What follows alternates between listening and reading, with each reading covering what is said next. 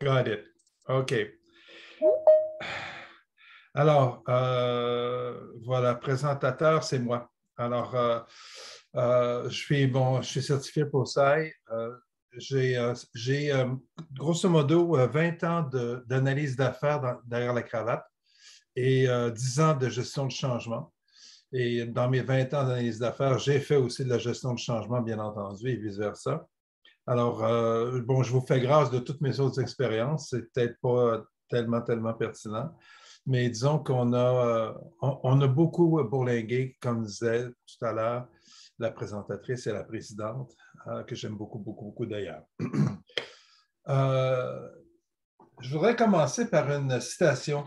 La déclaration du ministre Christian Dubé au sujet des défis dans les urgences surchargées et les problèmes avec le réseau de la santé. Il a dit textuellement, nous connaissons les solutions au débordement dans le système de santé, mais nous n'arrivons pas à les implanter. Et c'est notre ministre de la Santé qui a dit ça. Et je trouve que c'est très pesant, c'est très important. Ça parle beaucoup. Et ça parle surtout aux gestionnaires du changement que je suis. Ça nous dit qu'on a peut-être des devoirs à faire, on a peut-être une collaboration à faire pour aider notre communauté, pour aider les gens autour de nous. Alors, la question du jour, c'est qu'est-ce qui a changé aujourd'hui pour les organisations pour que la gestion soit devenue si difficile? Et quelle sorte de gestionnaire du changement nous aidera à traverser les futurs défis organisationnels? C'est la réponse que je vais essayer de vous apporter aujourd'hui dans cette présentation-là. Alors, qu'est-ce qu'on va faire ensemble? On va faire un retour sur ce qui a changé dernièrement avec 10 diapositives. Donc, ce ne sera pas trop pénible. Après ça, on va faire les nouveaux enjeux de la gestion de changement, 12 diapositives, pas trop pire non plus. Et après ça, on va faire la nouvelle gestion de changement, analyse d'affaires. 13 diapositives, c'est là qu'on va avoir du fun. Alors, avec votre permission, je commence dès maintenant. Bien entendu, je voulais vous demander si vous avez des questions ou des remarques à faire, notez-les, s'il vous plaît. J'ai un 45 minutes pour faire la présentation et j'aimerais ça la faire au complet, là, si c'est possible. Alors, notez vos questions si vous voulez bien et on va pouvoir y revenir à la fin. Ici, bon, d'accord. Si vous avez des questions, n'hésitez pas. Bon, justement, d'accord. Alors, on continue de plus belle. Qu'est-ce qui a changé? Ce qui change, et je ne vous apprends rien. Alors, effectivement, la standardisation du télétravail. On est rendu dans une situation où on a appris à travailler de chez nous et maintenant, on aime ça parce qu'on s'est adapté à ça. Et on veut y rester pour la plupart. Certains d'entre nous, plus sociaux, plus aptes au contact, aimeraient bien retourner dans l'ancienne situation qu'on avait. Et la plupart des ministères aujourd'hui, la plupart des organisations fonctionnent en mode hybride. Mais ça aussi, ça présente des défis. Alors ça a changé. Les défis du télétravail, pour les gens qui l'utilisent, c'est une concentration parfois difficile. La Zoom fatigue, c'est un terme qu'on utilise au Canadian Change Management Think Tank. La dépression et la démotivation, la détérioration de la qualité de la communication, puis le manque d'adhésion à l'équipe. C'est des problèmes qu'on vit. On a de la difficulté à redevenir social, à nouveau voyager, à nouveau échanger. On a besoin de définir des nouvelles règles d'affaires pour les organisations à cause du télétravail. Aujourd'hui, on ne fonctionne plus autant en nombre d'heures travaillées, mais en livrables. Le renforcement des silos organisationnels, c'est un des plus gros défis du télétravail. C'est qu'on a généralement notre allégeance à notre famille et aux groupes les plus étroits, les plus rapprochés, avant d'avoir des allégeances à notre organisation ou à notre pays, ou des choses comme ça. C'est tout à fait normal. Mais avec les nouveaux défis qu'on a avec le télétravail, les silos organisationnels s'en trouvent fortement renforcés. On ne voit plus l'organisation dans son ensemble. On n'échange plus. Il n'y a plus de conversation de corridor. Fait que les individus avec qui on échange sont ciblés. Et souvent, ça a renforcé les silos. Et ça a exactement le même effet que les médias sociaux. C'est-à-dire que ça vient renforcer une perception dans une organisation qui est liée à un groupe beaucoup plus serré. L'accès à des technologies sûres et performantes pour les organisations, il y a un défi au niveau des organisations, par exemple, au niveau des salles, au niveau de, pardon, au niveau de la bande passante, ces choses-là. Ensuite de ça, pour ce qui est du travail en présentiel, les déplacements, ça devient de plus en plus long et dispendieux. Le prix des voitures a augmenté depuis un an et on ne parle pas de l'essence ici. On attend de nous que nous approvisionnons le transport public, mais ils sont inconfortables et peu fiables. Parlez-en aux gens de Lévis qui viennent d'avoir une grève des transports en commun lundi dernier. Plusieurs employés sont devenus accros au télétravail et menacent même de quitter si le présentiel est imposé. Et ça, ce n'est pas rare, là. Actuellement, on a même assisté à une espèce de compétition entre ministères, dépendamment du ministère qui offrait le plus de télétravail. Plusieurs fonctionnaires allaient vers ces ministères-là, demandaient des transferts et essayaient de se diriger vers des ministères où ils offraient plus de télétravail, ce qui obligeait certains autres ministères à revenir à des situations antérieures, à des situations où il y avait plus de télétravail et moins de travail en présentiel. Mais généralement, les gens essayent de faire le mode hybride, justement pour essayer de compenser pour les défauts du télétravail. L'inquiétude pour les infections de toutes sortes, au point où les événements publics deviennent anxiogènes. Les humains ont tendance à adopter des études et des modes de vote qui favorisent le confort. Et on remarque souvent que les gens, même lorsque le masque n'est plus nécessaire, sont indisposés par le fait qu'on n'en porte pas, par exemple, ou vont tenir à en avoir, ou vont tout simplement hésiter à aller dans des activités où il y a beaucoup de monde parce que ça devient anxiogène. Les gens sont plus polarisés que jamais. Le personnel est beaucoup plus difficile à motiver parce qu'on est en télétravail, justement. Les activités scolaires corporatives ont presque disparu. Nous devions devenir libres. Puis maintenant, on est enchaîné à nos bureaux. C'est-à-dire qu'on a notre bureau partout. On a notre bureau dans notre maison, on a notre bureau au chalet, on a notre téléphone cellulaire.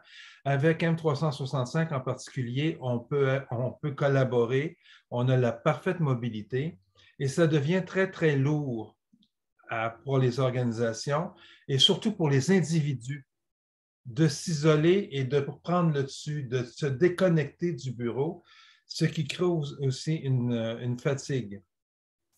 Les médias sociaux sont omniprésents et deviennent presque impossibles à ignorer. L'environnement infonuagique est maintenant partout. Je ne sais pas si vous avez remarqué, mais on ne possède plus de logiciels. Aujourd'hui, on les loue. Et ils sont en constante évolution. Bon, vous allez me dire, louer le logiciel, c'est plate parce que Microsoft, on leur met dans nos poches à tous les mois et ils prélèvent des sous à chaque mois. Mais ça va plus loin que ça. C'est que les outils qu'on utilise, on n'arrive plus à s'acclimater de façon sûre. Les gens achetaient, par exemple, un Word et le gardaient pendant 20 ans. Et même si on n'avait pas le dernier Word, la dernière version, ça allait très bien, tout était compatible et tout fonctionnait. Avec les nouvelles opportunités de logiciels, les logiciels sont en constante évolution et l'environnement informatique, l'environnement de technologie de l'information est en complète évolution tout le temps parce qu'on est rendu nuagique, parce qu'on est rendu que les mises à jour se font continuellement et on n'est pas au courant des mises à jour. Je regarde, par exemple, je suis un utilisateur très lourd de Teams et à tout bout de champ, il apparaît des nouvelles features dont je n'étais pas au courant. Bon, heureusement, on a des gens à l'organisation qui nous tiennent au courant de ces choses-là, mais il reste que les logiciels sont en constante évolution, ce qui fait que le changement devient coutumier, devient permanent. Ce qui a changé aussi, c'est que la facture générationnelle s'est élargie. Et j'ai pris, avec un peu d'humour ici, l'anecdote de Neil Young qui boycotte Spotify. Alors, pour les jeunes de moins de 30 ans, c'est qui Neil Young? personne ne le connaît. Pour les gens de 31 à 60 ans, personne ne savait qu'il était encore en vie. Tout le monde pensait qu'il était mort. Et pour les gens de plus de 60 ans, personne ne sait c'est quoi Spotify. Alors, bref, il n'y a pas personne qui comprend ce point-là. C'est juste drôle. Alors, la fracture générationnelle s'élargit. Et je vais y revenir, vous allez voir, ça devient très, très intéressant. En plus, il y a quelque chose qui se pointe. Je ne vous apprends rien en vous disant que les jeux vidéo sont en train de devenir un incontournable social.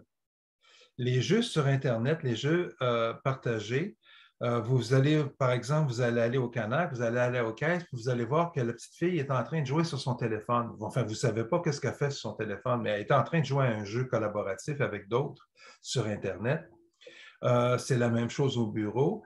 Et je vous dirais que pour les 40 ans et moins, c'est un environnement et c'est une situation qui est très, très présente. La convergence des médias devient plus évidente que jamais. L'un des plus gros plateformes l'un des plus gros succès de la plateforme Netflix, ça a été The Witcher et ça demeure The Witcher, qui est une série qui est basée sur un jeu vidéo. Alors, ça devient très, très, très, très, très populaire. Avec une cote, c'est très, très, très apprécié, c'est très, très populaire. Alors ça devient très intéressant. Il faut y prêter attention. L'industrie voudrait imposer un contrôle, une mesure de l'attention et des efforts de ses employés qui travaillent à la maison, mais c'est difficile. Même Microsoft a dû reculer. Microsoft voulait le faire, puis ils ont dû reculer parce qu'il y a eu des interventions au niveau du... il y a des gens qui sont intervenus parce que c'était délicat au niveau de la violation des conditions personnelles, des choses personnelles. Alors, c'est des facteurs qui changent, qui viennent un peu mettre du bruit dans notre environnement. Ensuite de ça, la pénurie de main-d'œuvre s'aggrave encore. Par exemple, je citais juste un exemple qui m'a été donné par des employeurs. La CNSST dédommage désormais un salarié à plein temps. Les réclamations faites par des employés travaillant à temps partiel, ce qui fait que les employés à temps partiel sur la CNSST gagnent parfois plus qu'au travail. Ils prolongent ainsi leur invalidité au maximum. La CNSST accepte désormais les réclamations pour le travail à la maison, y compris une blessure physique ou psychologique faite pendant la pause à la maison. À l'émission La Facture de la semaine du 4 novembre dernier, le journaliste de Radio-Canada recommandait de faire une réclamation de toute façon, car il serait probablement accepté. C'est des situations où maintenant on est tous couverts par des assurances collectives qui nous permettent de prendre congé lorsqu'on est malade, qui nous permettent de prendre des pauses, qui nous permettent on a des couvertures importantes. Je regardais encore cette semaine à l'émission de La Facture, il y avait une personne qui est en congé de maladie depuis 12 ans. Puis là, elle expliquait que ce n'était pas juste qu'elle soit plus couverte. C'est probablement justifié, puis je ne juge pas de ça, mais ça vient contribuer au fait que lorsque la pandémie est tombée, il y a un paquet de gens, moi j'ai essayé, ça n'a pas marché, mais il y a un paquet de gens qui ont pris leur retraite. Il y a un paquet de personnes si on veut, qui ont dû prendre un certain recul. Il y a des employés clés qui ont disparu sur la chaîne de valeur des organisations et ils sont très, très difficiles à remplacer.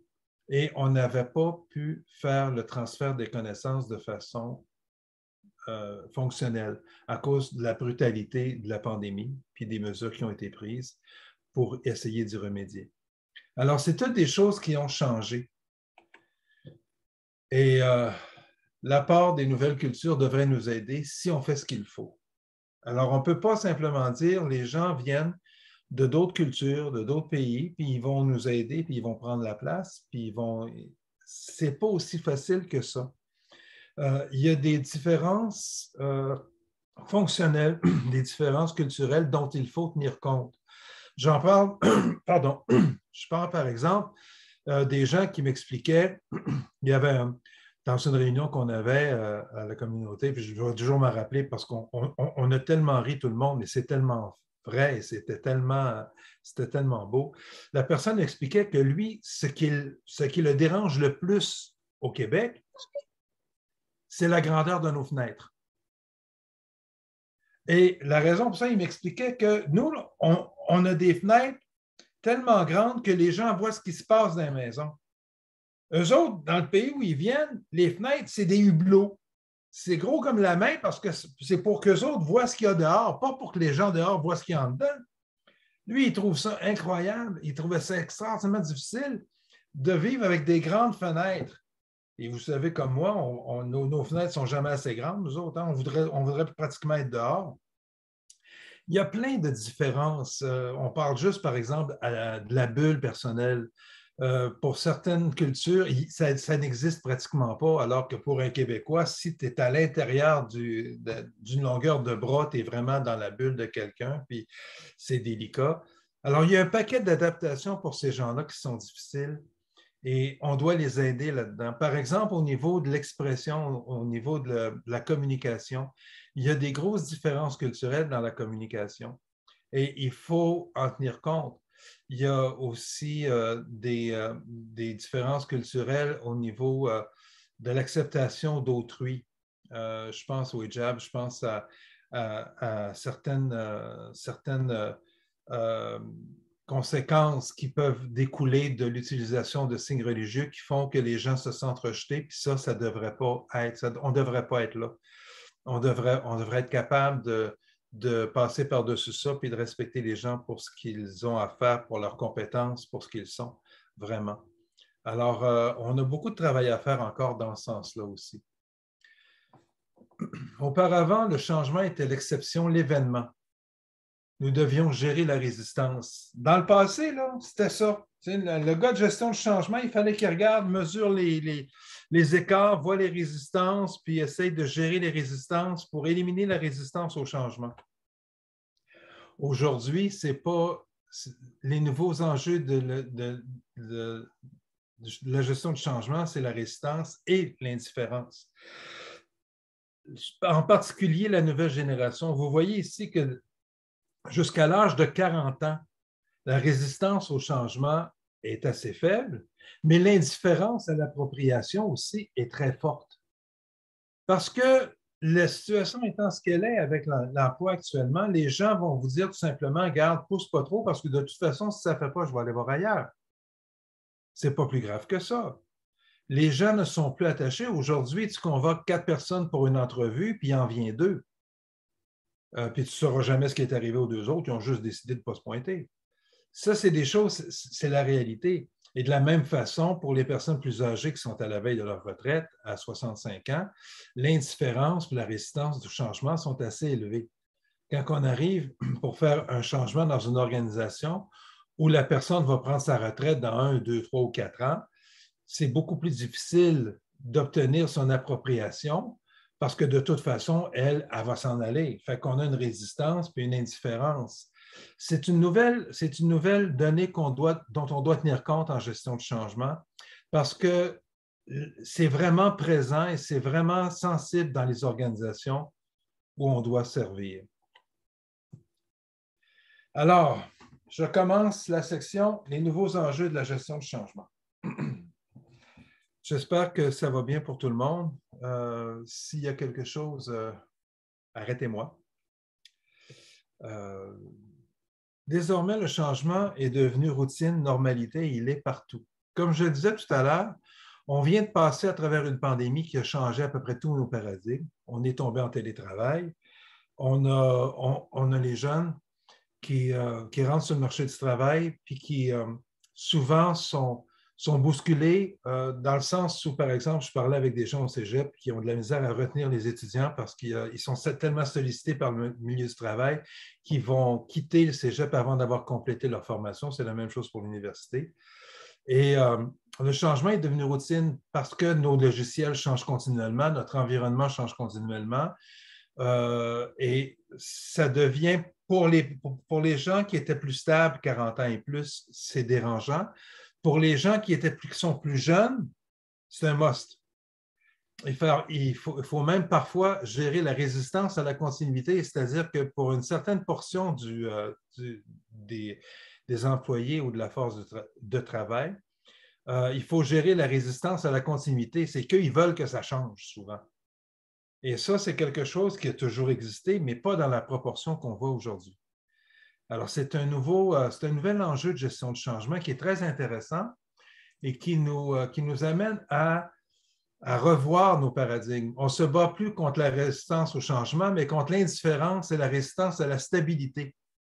Le nouveau défi, c'est garder le personnel. C'est que le gestionnaire du changement est devenu partenaire avec le gestionnaire d'entreprise pour essayer de fidéliser le personnel, pour essayer de garder le personnel. Et en ce sens-là, on doit non seulement gérer le changement, mais on doit gérer la résistance à la stabilité aussi.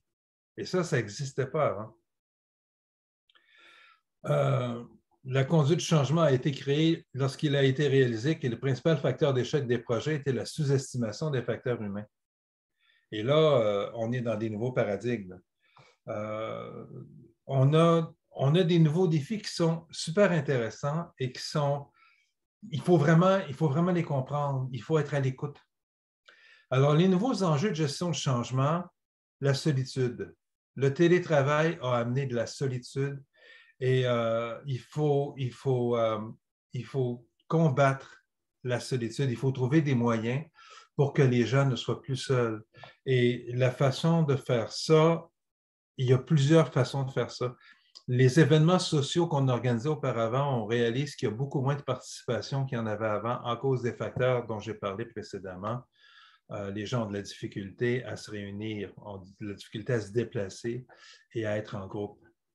L'intolérance aussi, qui est quelque chose qui est connecté à la solitude et aux médias sociaux aussi, parce qu'étant donné qu'on finit par développer des bulles qui sont le reflet de nos appréhensions, de nos perceptions, on finit par devenir intolérant à la différence.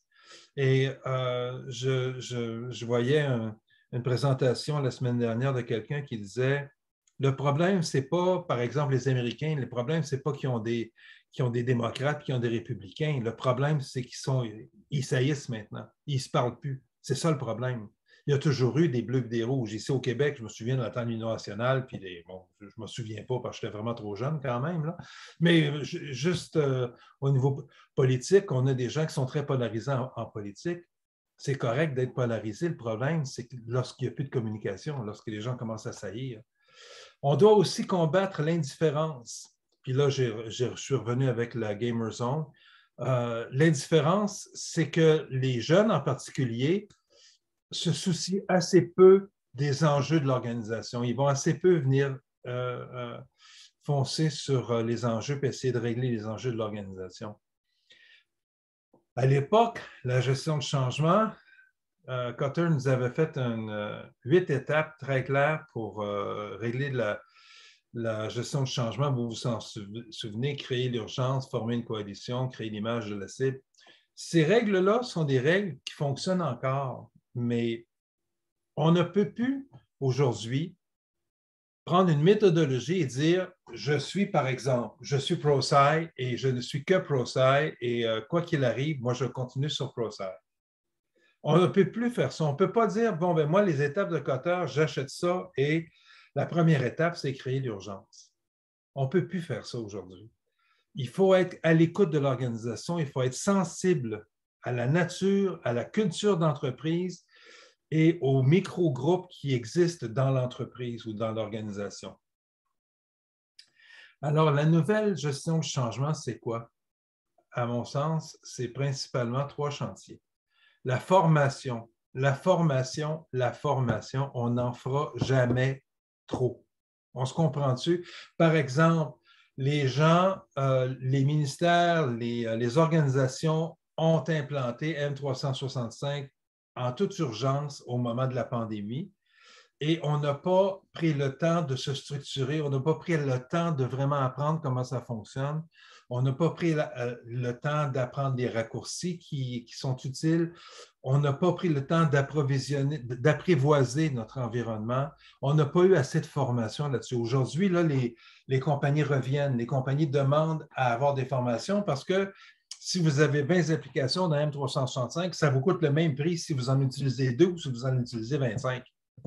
Fait que pourquoi pas comprendre et utiliser 20 ou 25 applications qui sont à votre disposition et augmenter votre productivité, augmenter votre plaisir au travail, votre qualité de vie au travail. Alors, la formation, il n'y en a jamais assez. La formation aussi pour les différences culturelles, la formation pour la communication, c'est plus important que jamais.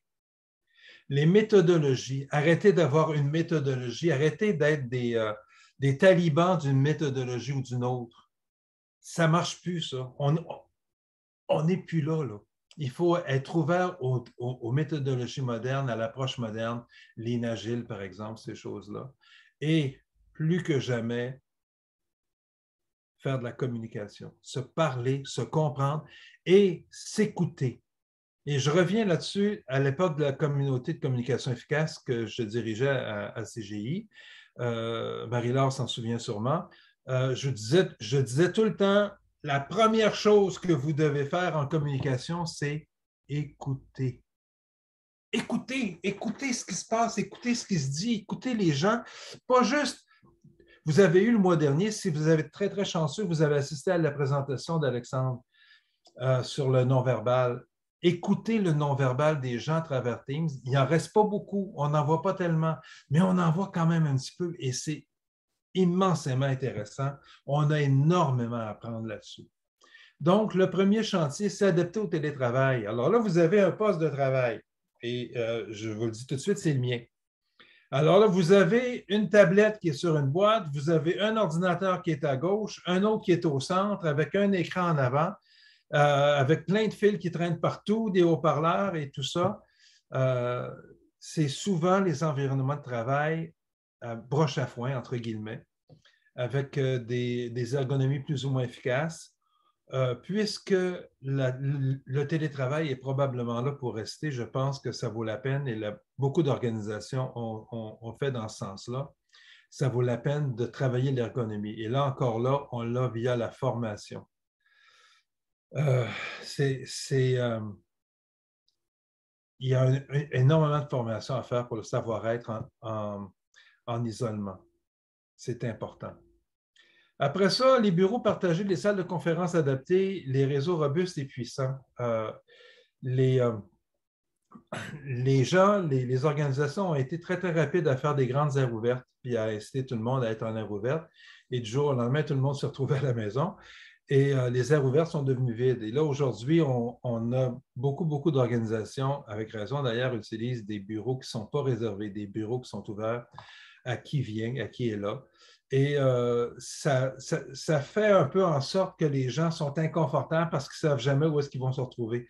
J'avais quelqu'un qui me racontait que dans certains ministères au complexe G, pour ne pas le nommer, certains fonctionnaires qui sont en présentiel 2 jours ou 3 jours par semaine rentrent plus de bonheur que jamais parce qu'ils veulent avoir les bureaux sur le bord des fenêtres, évidemment. Alors, ça a un bel avantage pour l'organisation, ils sont là plus de bonheur. Mais ça fait de l'inconfort. Les salles de conférence sont souvent aussi mésadaptées pour le travail hybride. On a besoin de caméras, par exemple, qui vont suivre la voix, qui vont suivre l'orateur. On a besoin d'avoir des salles avec une acoustique qui a du bon sens. On a besoin d'avoir des qualités d'écran. Alors, c'est un chantier qu'on doit adresser parce que finalement, ce n'est pas une mode qui a duré juste le temps de la pandémie. C'est vraisemblablement là pour durer. Donc, c'est un chantier au niveau de la gestion du changement qui doit être adressé. Le second chantier, c'est adapter les méthodologies aux sous-groupes et aux cultures multiples. La nouvelle gestion de changement doit être agile, flexible et adaptée. On n'arrive plus là avec nos grands chevaux, puis avec la notion qu'on comprend tout, qu'on sait tout, puis qu'on va tout implanter, puis que ça va bien aller. C'est plus ça maintenant.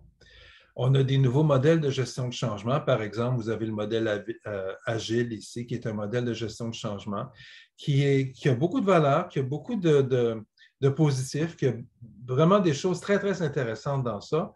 Ça vaut la peine, c'est plaisant, c'est bien fait, mais encore une fois, ça ne s'applique pas partout. Et même dans les modèles agiles, il y a toujours de la place pour l'écoute et l'adaptation. C'est vraiment pas automatique. Et enfin, troisième chantier, la communication. Il faut compenser le fait qu'on est en télétravail par la communication. Pourquoi pas faire un scrum d'équipe pour partir la journée le matin, puis s'échanger ensemble, et pas nécessairement un scrum fonctionnel. Pourquoi pas une espèce d'espace café?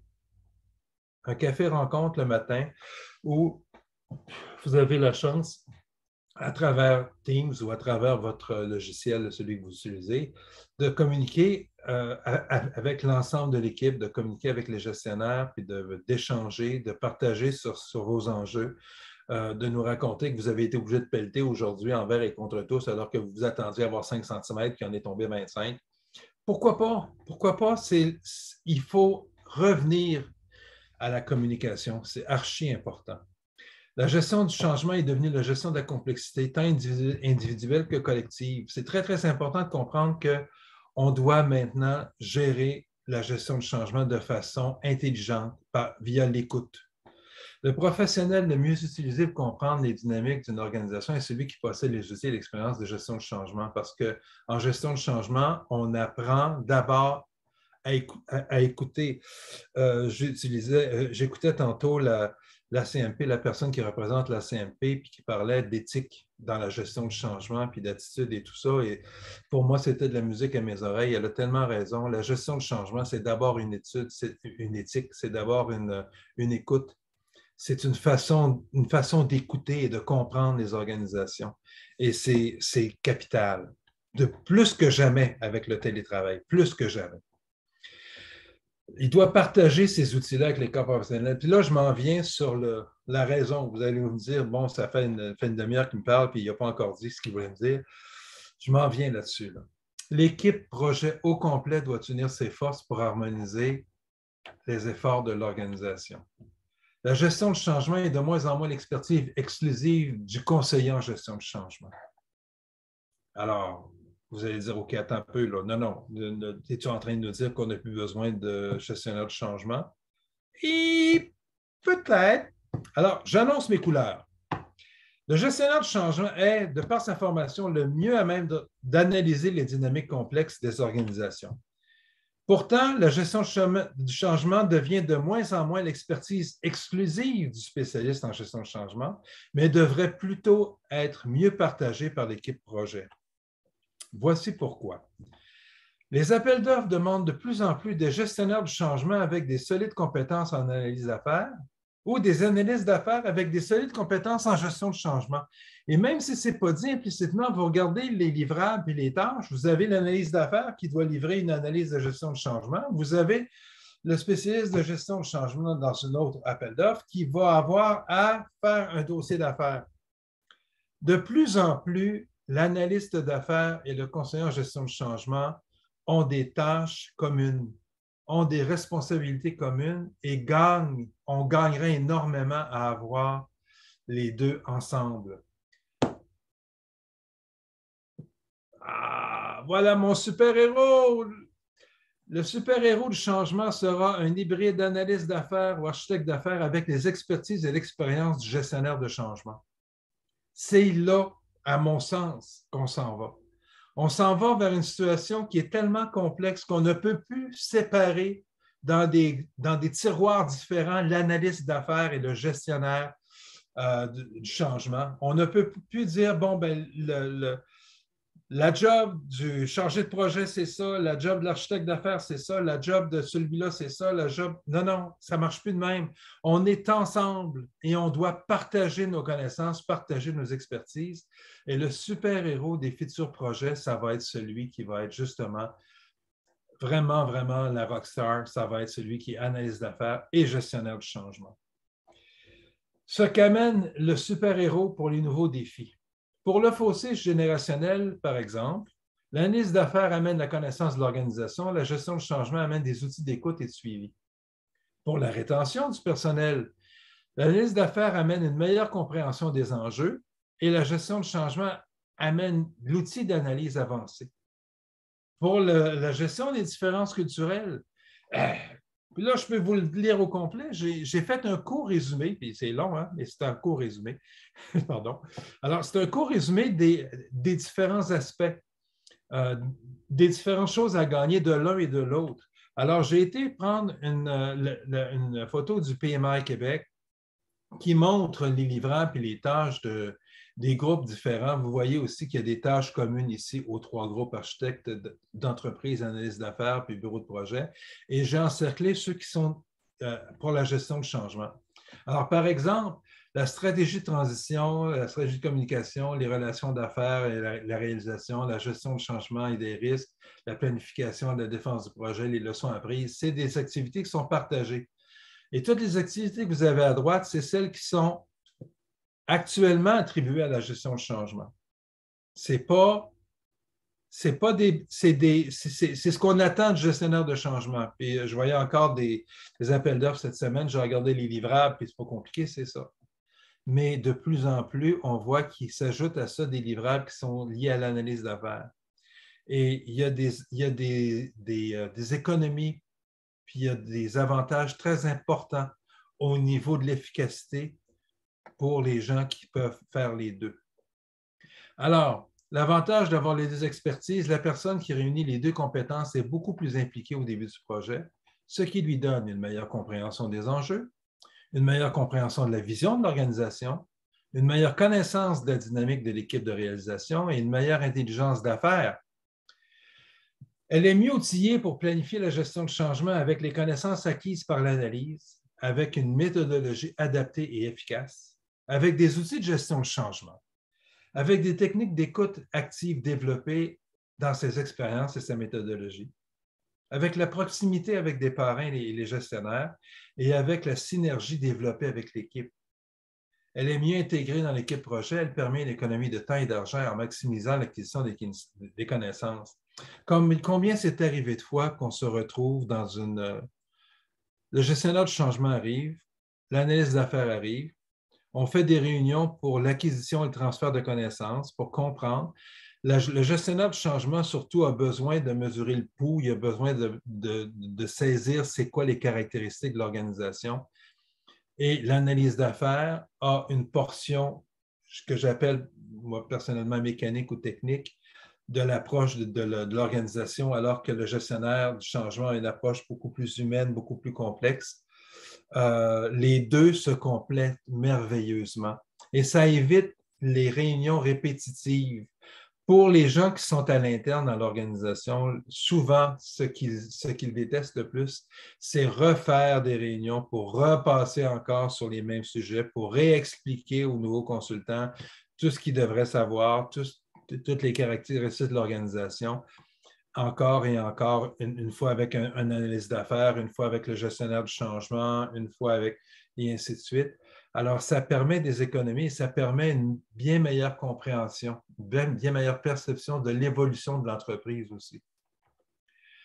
Alors, l'avantage d'avoir les compétences en gestion de changement pour l'analyse d'affaires, suivre les projets jusqu'à leur accomplissement.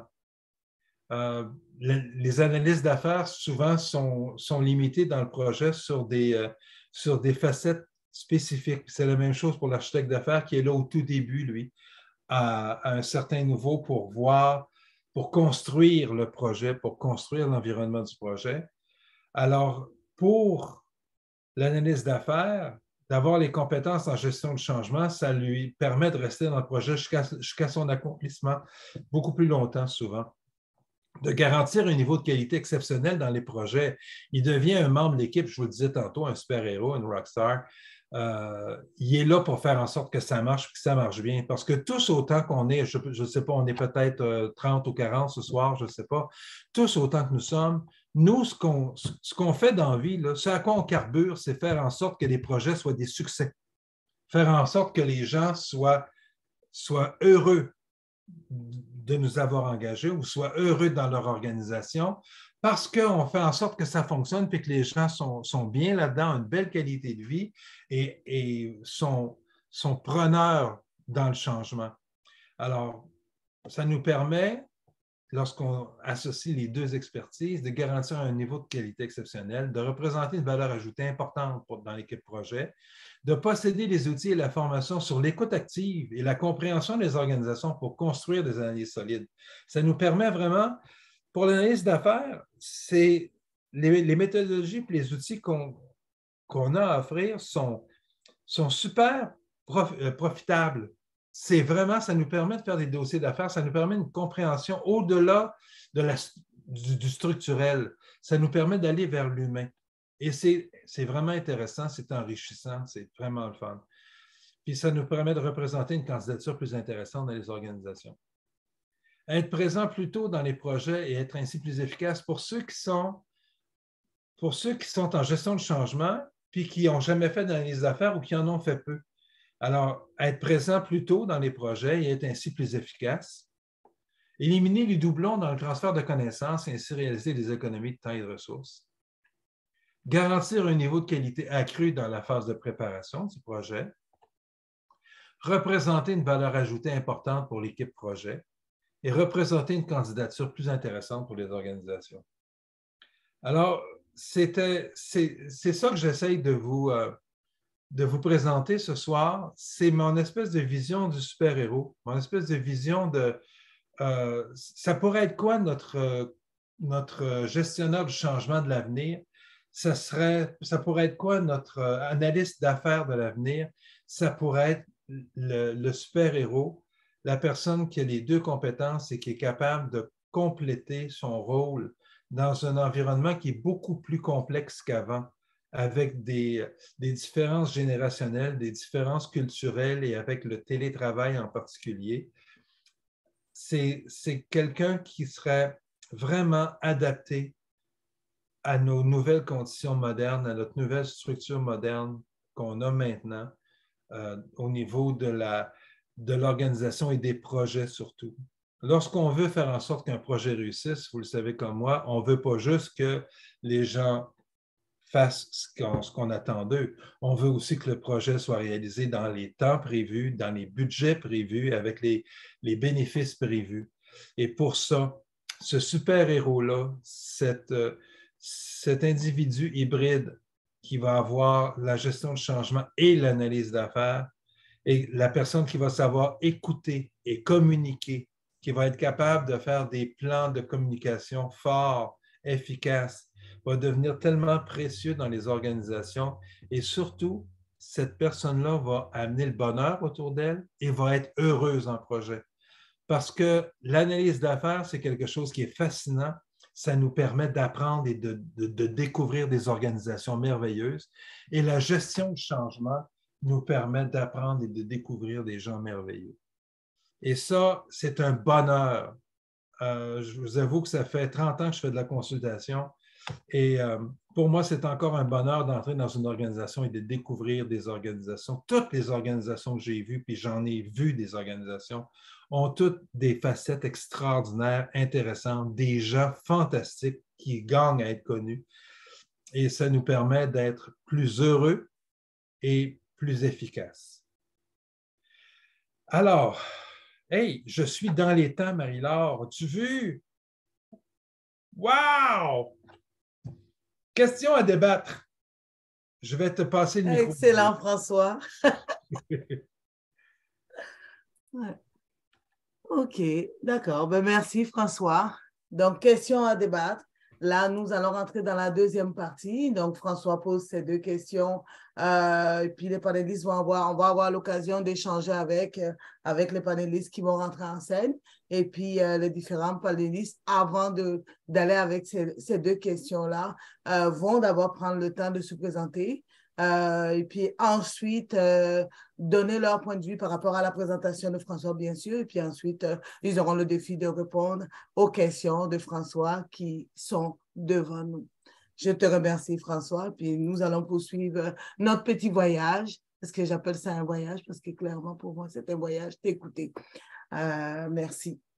Donc maintenant, je vais inviter messieurs, dames, les panélistes à entrer en scène et puis à bien vouloir se présenter. J'ai vu diverses questions dans le chat. Ce que nous allons faire, on va d'abord faire entrer les panélistes, on va démarrer le tour de table avec eux, on va poser des questions et puis on ira chercher des questions dans le chat à poser à François, parce que les questions s'adressaient à François à la base. Et puis, les panélistes pourront surenchérir, bien sûr. Et puis, ben, les questions non répondues, n'hésitez pas à aller sur notre page LinkedIn. Autant le conférencier que les panélistes feront un plaisir d'échanger avec vous sur cette plateforme-là. Je vous remercie. Bon, ben, Dalia, à toi. François s'est déjà présenté. François est en scène. Donc, il ne reste plus que vous rentrez en scène. Donc, il y aura ce soir comme panéliste Dalia, qui s'est présenté tout à l'heure, de la CMP. Et il y a Hugo Lavoie, qui est notre ancien trésorier, et puis qui est là comme panéliste aujourd'hui.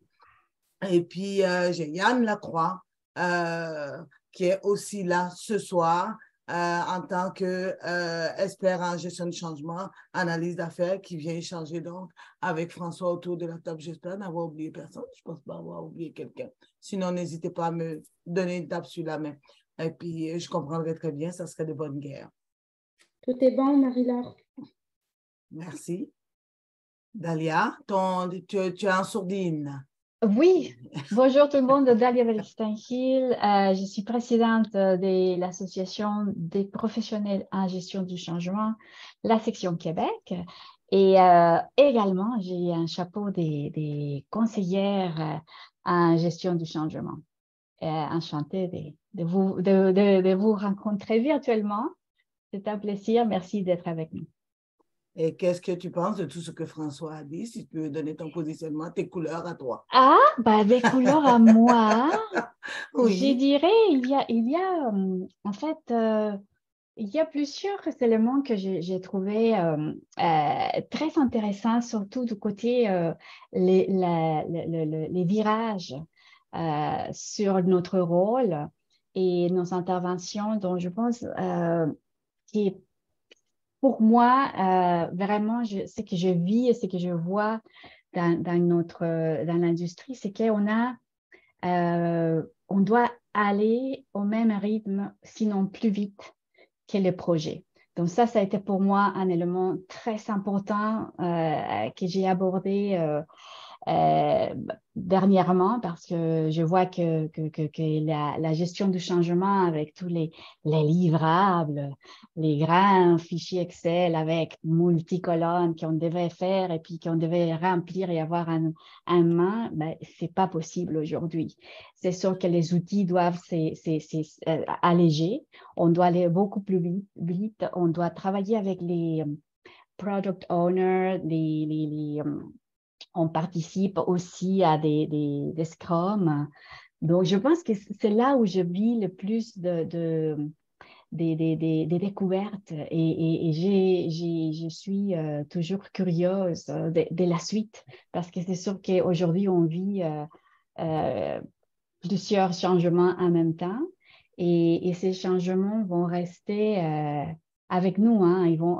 Et c'est là que c'est la partie que j'aime le plus, c'est de voir comment est-ce que le tout évolue avec les technologies numériques, avec l'aspect cloud qui a été mentionné, avec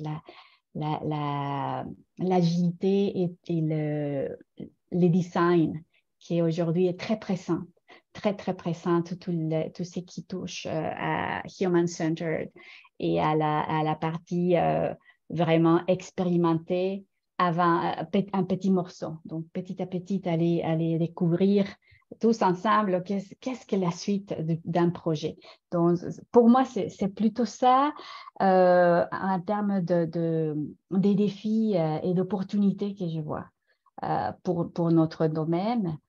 De côté polyvalence, c'est sûr que avoir des notions d'analyse d'affaires et à l'inverse, les analystes d'affaires des notions de gestion du changement, c'est sûr que ça aide, ça dynamise les interactions. Je vois quand même qu'il y a la complémentarité des deux domaines, c'est étonnant et c'est aussi en même temps très non, non, je ne dirais pas complexe, mais très sédent. Beaucoup de valeur, c'est ça, c'est le mot que je cherchais. Ça amène de la valeur quand on peut rapidement utiliser le vocabulaire de l'autre, s'ajuster, comprendre et faire des analyses, des discussions, des recensements. Enfin, je trouve que c'est une richesse. Voilà, c'est ça. Merci, Dalia. Et Hugo, si tu devais te présenter et donner ta voix, qu'est-ce que tu dirais?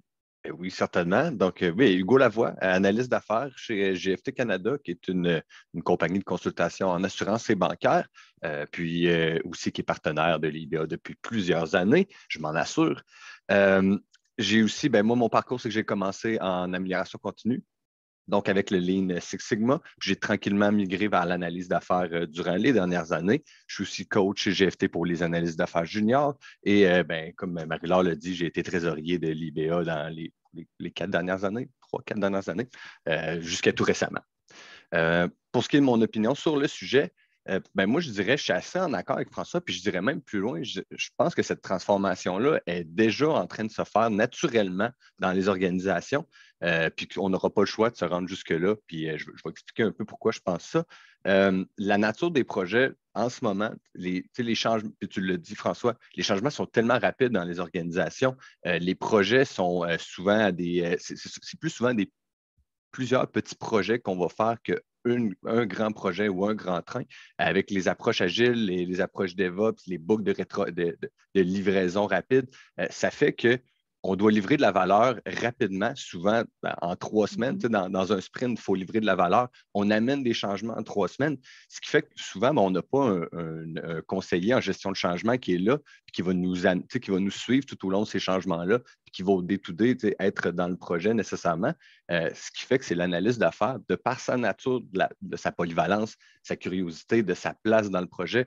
François, tu le disais, l'analyste est là depuis au début du projet, puis c'est souvent lui qui va amener ces activités-là dans le projet naturellement. Donc, pour moi, c'est encore plus important que l'analyse d'affaires se mette ou se forme ou développe ses compétences en gestion de changement, puis que chercher l'expertise des conseillers, justement, pour être capable de supporter, d'amener de la valeur dans ce contexte de changement assez important.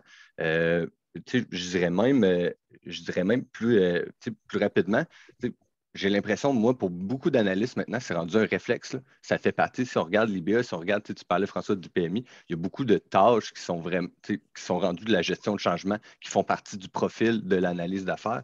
Donc, ce qui fait, je pense que ça renforce encore plus le fait que l'analyste devra être le super-héros que tu nommes, François, dans le futur.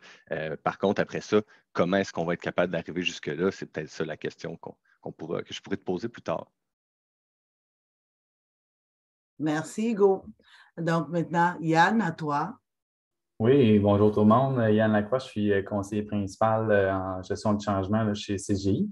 J'ai un background assez atypique comme plusieurs dans mon domaine. Donc, j'ai aussi été entrepreneur là, comme François. J'ai aussi occupé des postes de gestion, puis j'ai décidé d'évoluer vers la consultation là, qui m'a toujours intéressé. Donc voilà, puis je suis au sein de CGI aussi responsable de la communauté de pratique de gestion du changement.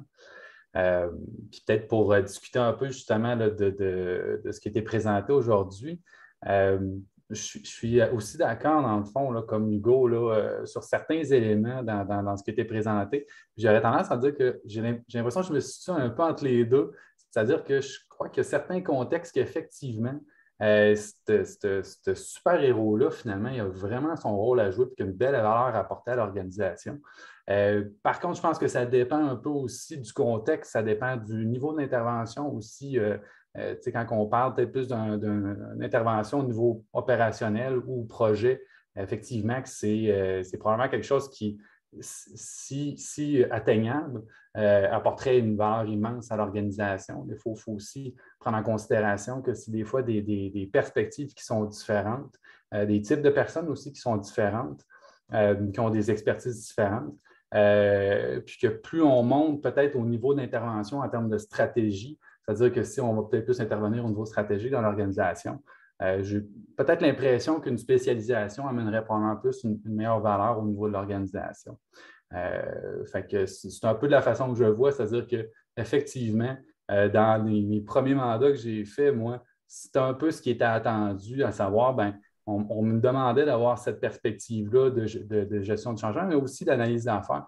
Puis je faisais un peu, là, finalement, les deux. Et plus mon niveau d'intervention a augmenté dans l'organisation, et moins ça m'était demandé. On me demandait plus, en fait, de spécifier puis d'expliquer un peu plus quelle valeur que moi je pouvais apporter dans l'organisation. Sans me demander spécifiquement, on a besoin d'un livrable qui est plus souvent associé à l'analyse d'affaires. On demandait plutôt quel genre d'intervention tu peux faire, qu'est-ce que tu peux apporter comme outil, comment est-ce que tu peux mieux nous supporter dans ces changements-là. Merci Yann. Je vois que Dalia a la main levée. Donc Dalia, Oui, je oui. donne la parole. Oui, merci. Donc, c'est pour rebondir à l'idée de quels sont les défis, et Hugo a mentionné la partie participation dans un projet. Et je pense que ça, c'est vraiment un défi pour la gestion du changement. Éduquer les organisations, éduquer nos clients, éduquer les gens autour de nous pour qu'ils sachent que d'appeler la gestion du changement ou de faire appel à un conseiller quand tout va mal, et on approche la date du lancement d'un projet ou d'une initiative, c'est vraiment pas génial parce qu'à ce moment-là, on ne peut presque rien faire. Donc, nos interventions, quand on intervient tôt dans les projets, qu'on peut saisir des préoccupations, des éléments qui causent un peu d'hésitation, des doutes chez les intervenants. Là, on peut rapidement suggérer et venir apporter les savoir-faire pour compenser ou bien résoudre et anticiper avant que ça devienne un problème. Donc, je pense que de ce côté, éduquer nos entreprises, éduquer nos collègues projets, et ça nous permet de collaborer, de mieux collaborer, de mieux et de façon plus agile, travailler et avancer ensemble, sachant l'apport de la gestion du changement et de la réussite côté humain, parce que techniquement, pour le projet, on a tous les autres éléments qui vont assurer analyse d'affaires, la gestion de projet, les risques, mais la personne qui va vivre avec tout ça, souvent on oublie qu'on est là et puis qu'on doit participer tôt dans un projet. Je ne sais pas qu'est-ce que vous pensez, Hugo, François et Yann, mais souvent c'est ça, on arrive très tard quand tout va mal. Et là, c'est désolé, mais on ne peut pas beaucoup faire parce que c'est difficile. Ouais, merci Dalia. Je vois que François a levé son stylo et sa main, donc on va passer la parole à François, Hugo, Yann. François, juste une remarque. Ce n'est pas de la résistance au changement lorsque tu n'utilises pas Zoom pour mettre ça? Comment tu dis? Je m'excuse, je comprends pas. On peut laver la main avec Zoom? Ce n'est pas de la résistance au changement? Non, c'est de la personnalisation. J'aime mieux avoir la main comme ça que la main, c'est l'espèce de main mécanique. Alors, c'est juste... C'est un éditorial que je fais. Tant que tu ne fais pas celle-là. Merci. OK, je n'y avais pas pensé. Mais OK, d'accord. Je voulais vous dire... Je voulais répondre à Dalia, puis à Yann aussi. Vous avez raison, Dalia. Lorsque les gestionnaires du changement sont invités dans les organisations, c'est souvent, je dirais, dans 80% des cas, c'est parce qu'il est trop tard. On n'a pas pu planifier notre gestion de changement, on n'a pas pu la préparer, on n'a pas pu acquérir l'information. Et c'est une raison de plus, à mon sens, pour faire en sorte que l'analyste d'affaires qui est là, lui, dès le début, ait ces capacités-là de gestion de changement. Parce que, oui, il faudrait éduquer, Mais en même temps, pour les gestionnaires, puis je me mets à leur place, j'ai été gestionnaire pendant 25 ans, j'ai eu des entreprises, j'ai eu des commerces, j'ai eu des magasins Kerouac, j'ai le Club Jouet, c'était à nous, on a eu plein de commerces, plein d'organisations, et la gestion de changement est perçue comme une dépense, alors que l'analyse d'affaires est perçue comme vraiment une aide. Et le problème qu'on a, c'est que la gestion de changement ne gère pas les faits. La gestion de changement gère les perceptions. Tout ce qui compte pour la gestion de changement, c'est la perception des gens. Et on ne peut pas changer la perception par des faits, malheureusement, la plupart du temps. Alors, généralement, quand on rentre dans des organisations en gestion de changement, on n'amène pas, puis là, je reprends ce qu'Anne disait tantôt, on amène rarement de la valeur. Ce qu'on fait, c'est qu'on expose la valeur qui est dans l'organisation. On fait exploser les capacités puis les qualités des gens, les qualités des groupes dans l'organisation. Et ce qu'on fait, c'est qu'on amène une espèce d'harmonie, généralement. Et ça, quand on en arrive tard dans un projet, c'est trop tard. C'est très difficile. Alors là-dessus, d'ailleurs, je vous rejoins à 100%. Et c'est une des choses que j'ai mal expliquées dans ma présentation, mais je trouve tellement que oui, d'être capable d'avoir les deux expertises, ça nous rend tellement plus efficaces et ça permet au projet d'être tellement plus performant. On a une assurance qualité là qu'on n'aurait pas autrement, sans avoir cette perception de la dépense. Parce que, puis là, je vais finir avec ça parce que je ne veux pas parler trop non plus, vous avez des choses à dire, mais souvent, au public, la gestion de changement, c'est souvent un must. Les gens sont éduqués, justement, les gens le savent. Dans le privé, les gens perçoivent souvent la gestion de changement comme un constat d'échec. Si les gens sont obligés d'avoir des gestionnaires de changement, c'est parce que le personnel n'écoute pas. Parce que le personnel ne suit pas. Ça, c'est un échec de leadership. C'est perçu comme ça. Alors, d'avoir un architecte d'affaires qui allie les qualités et les compétences de l'architecture d'affaires et de la gestion de changement, c'est quelqu'un qui allie la compréhension technique, technologique et humaine. Ça, c'est fort. Et lui, il est là tout le long. Alors, OK, j'arrête. C'est bon. OK, d'accord. Hugo, je te vois lever la main. Non, c'était un bravo. Ah, ben c'était un lever la main, mais je me suis trompé, tu vois. J'ai fait le mauvais, tout simplement. J'ai des questions pour toi, François. Donc, ça a stimulé beaucoup de gens, donc ta présentation. Je vais commencer par la première question. Il y avait deux questions de mon côté. Oui. Et puis après, on laissera la parole à Hugo pour donner son point de vue. OK. Ouais. Donc, juste donc le contexte ici, c'est voilà, ici, je dis, est-ce que le contexte actuel favorise de plus en plus la polyvalence, comme tu dis, c'est-à-dire analyse d'affaires, il doit être de plus en plus polyvalent au lieu d'être spécialisé vraiment dans un petit domaine, c'est ça? C'est merveilleux, effectivement. En 2006, il fallait qu'on soit pointu. Il fallait que tu sois kingpin, analyse d'affaires. Puis, tu sais, on faisait nos CV à l'époque à CGI, puis on disait, bon, ben là, mais, tu sais, regarde, là, tu sais, ça te prend 10 ans d'expérience en analyse d'affaires. Il faut être pointu, là, tu sais. Aujourd'hui, c'est plus ça. Tu regardes des appels d'offres, puis ils te demandent de mettre plein d'affaires, puis t'as peu là, oui, oui, c'est absolument, bien dit. Polyvalence, maintenant. OK. La deuxième question, c'est Jacques Gaumont qui dit que existe-t-il un profil de compétences standardisé et testé de compétences et des tests, je pense, de compétences mesurables pour le rôle d'analyse d'affaires? Oh, ça, j'aimerais ça que les gens, j'aimerais ça ne pas répondre à ça. Parce que moi, je peux répondre, je dis qu'il y a des certifications. Oui. Et il y a le BABOP qui définit le rôle d'analyste d'affaires dans la sphère de business. Mais vraiment, il n'y a pas une compétence standardisée au sens du terme et il n'y a pas de test de compétences mesurable. C'est juste si tu passes les examens, donc il y a le CBA, le CBAT, donc c'est plusieurs niveaux. Ça dépend de l'expérience, ça dépend de de plusieurs critères vraiment pour être éligible pour avoir une certification. Mais le côté standardisé, je sais que le BABOK, il définit un peu les compétences sous-jacentes et aussi il définit donc comment il doit se comporter un analyste d'affaires dans son quotidien. Je ne sais pas si Marie-Laure veut compléter par rapport à ça.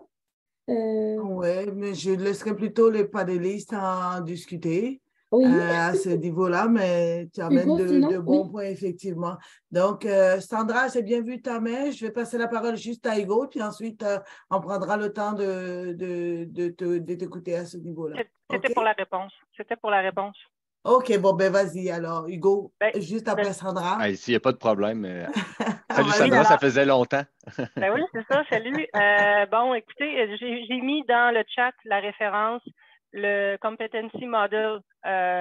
Donc, il est déjà disponible. Là. En fait, c'est déjà un document qui est disponible du côté de l'IBA. Donc, j'ai mis la référence là, directement dans le chat. Donc, oui, il y en existe un pour les analyses d'affaires.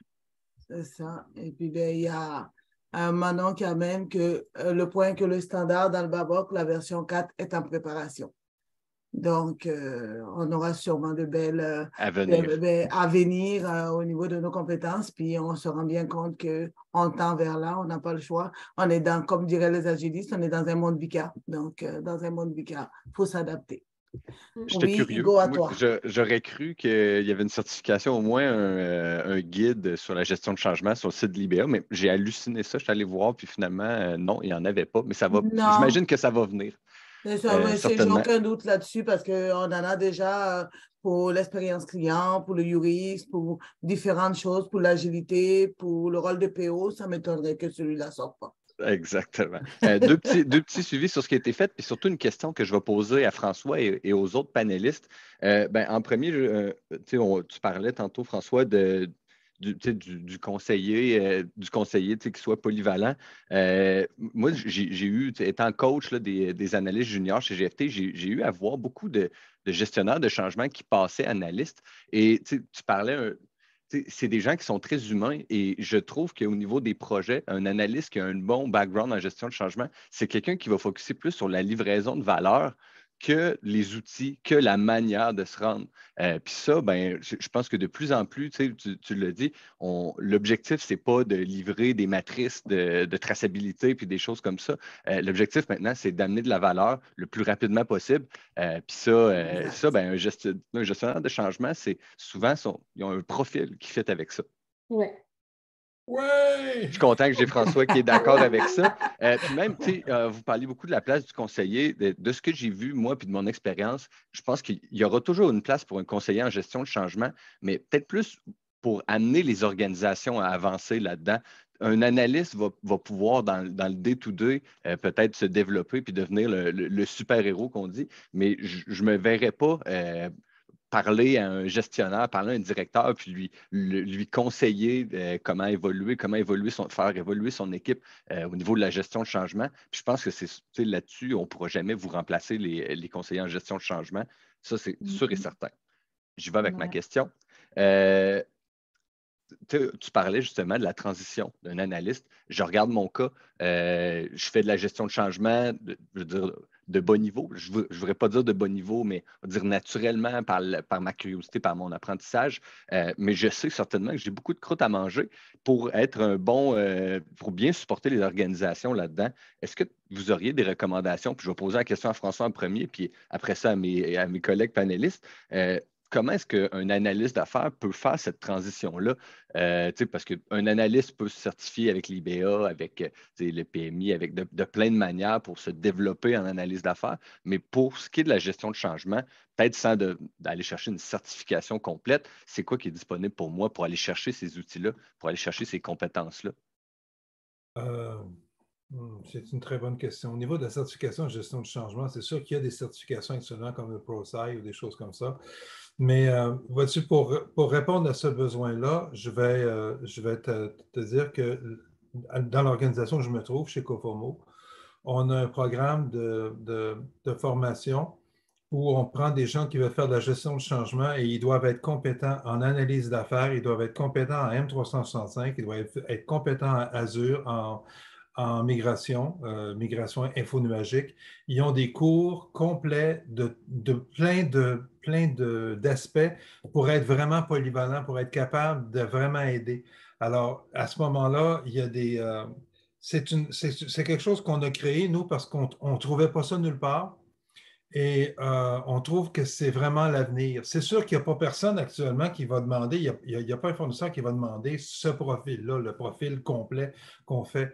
Mais on pense qu'en donnant ça à nos gens, on réussit à les rendre tellement polyvalents et tellement compétents, entre guillemets. Là, vraiment, là, écoute, quand tu dis que ces gens-là peuvent tenir une conversation agile, puis ligne, ils ont le cours agile et ligne, ils ont le cours de D365 Dynamics, ils ont le cours de Power BI. Ces gens-là font de la gestion de changement, mais en même temps, ils font de l'analyse d'affaires, ils apprennent à faire des dossiers d'affaires, ils apprennent ce que c'est que l'analyse d'affaires. Alors, à ce moment-là, nous, c'est pour combler justement ce manque-là. On veut que nos gens soient vraiment heureux. C'est le but, là. Puis soient appréciés lorsqu'ils vont être en mandat. Alors, c'est pour ça que, honnêtement, je suis obligé de te dire que, à défaut de le trouver vraiment ce qu'on voulait, on l'a fait. C'est François. Yann? Oui, je pense que c'est une question, en fait, que je me suis posée moi aussi, Hugo, puis je pense que c'est une question qui est très complexe. Ne serait-ce que par le fait qu'on ne peut pas répondre nécessairement à ce besoin-là juste par la formation. Je pense qu'il y a beaucoup, il y a une grosse part, du moins, personnellement, puis je parle de mon expérience à moi, c'est peut-être différent pour les autres, mais il y a beaucoup de mon expérience que moi j'ai acquis par des réflexes en me plantant, en me trompant, en essayant des trucs, des choses qui marchent, des choses qui ne marchent pas.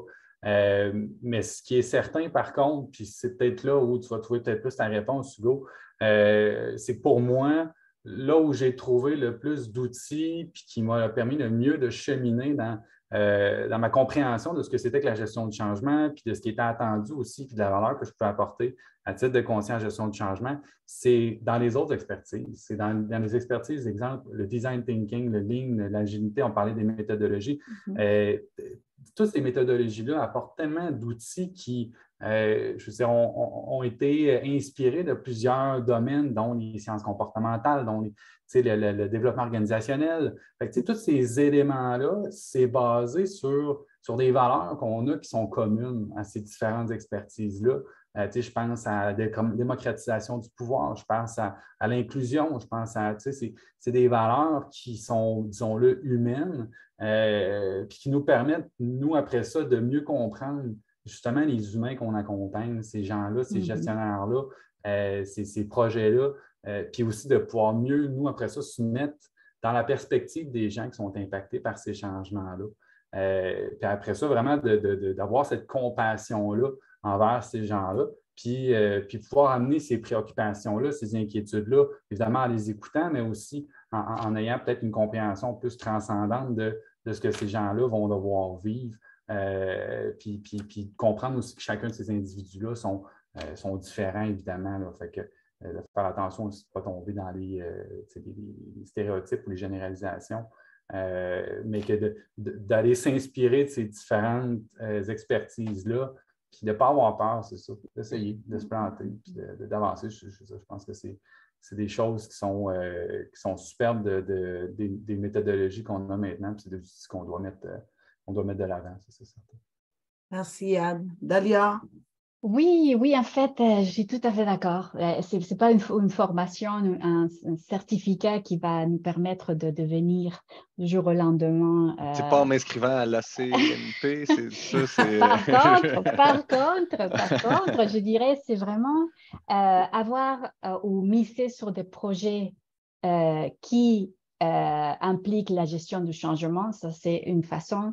Une autre, c'est certainement participer avec une association. Enfin, c'est mon cheminement. Hein. J'ai passé de la gestion de connaissances très humain, très orienté client par la formation, par des projets en ligne, culture, changement des cultures et également des formations en gestion du changement. Mais c'est sûr que c'est en s'impliquant dans des projets porteurs qui cherche à avoir cette valeur humaine et aussi, comme Hugo mentionnait, le Human-Centered Design. Pour moi, c'est une façon de combiner le lean, l'humain, le voice of the customer, l'expérience. L'expérience, c'est ce qui m'a permis justement pour ma pratique chez Alithya.